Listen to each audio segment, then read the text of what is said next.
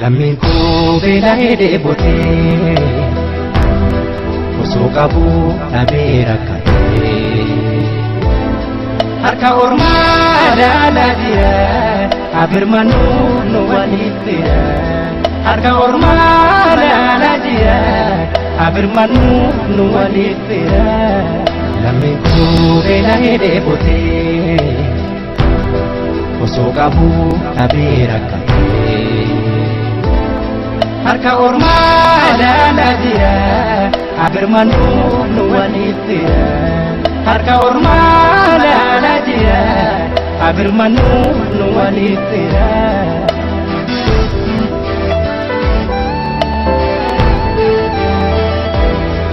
tasa yoo jabaatee dide garaan uuma kan lammiin abdaa ya lammi kusuma alagan alagada siruma yadatu sabar kun jiru garani bitatu sabar kun jiru garani bitatu gafa punyani ijjime mambufti rakkoon dhiiga ofii gadoo namaaf kuusti maqaa tokkoon nu beeku nus waliin waamamna walumaan dheebonne walumaan beelofna tokko riiba dhabna tokko nagaa hin rafu gamasii beelofnaan gamana hin quufu dhiigatu beela fontu walii bifata onee isaa tokko kanaaf dhikkifata onee isaa tokko kanaaf dhikkifata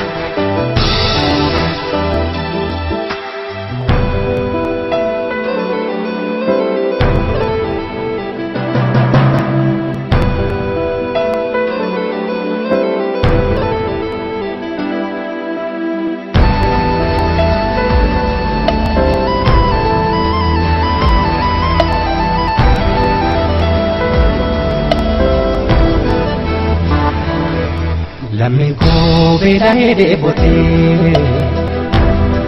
osoo qabuu dhabee rakkatee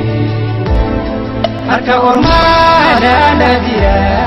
abirmanuu nu waliif fira harka ormaa ilaalaa jira abirmanuu nu waliif fira lammiin koo beela'ee dheebotee osoo qabuu dhabee rakkatee harka ormaa ilaalaa jira abirmanuu nu waliif fira harka ormaa ilaalaa jira abirmanuu nu waliif fira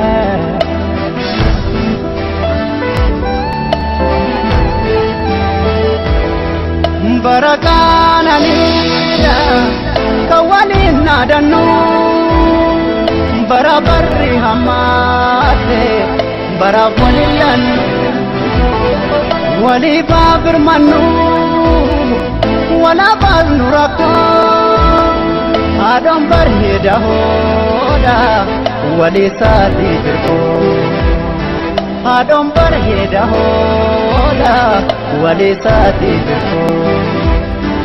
nyate garaan qabdu sabbata butaatti harmi dhiiga bahee ilmoo dhiiga hooti qaamni isaanii dhume nafatu foondaare otoo lubbuun jiru wallaatti marsaare lammiin koo beela'ee raabsuu booga bula namni namaa naannee namaa ni hoola ifirraa fuufne ormaa kumitaata nusirratti beelofne ati eenyuudhaata beelaan du'uumannaa seenaaf du'uwayyaa namni duulee seenaatu ol kaaya namni duulee seenaatu ol kaaya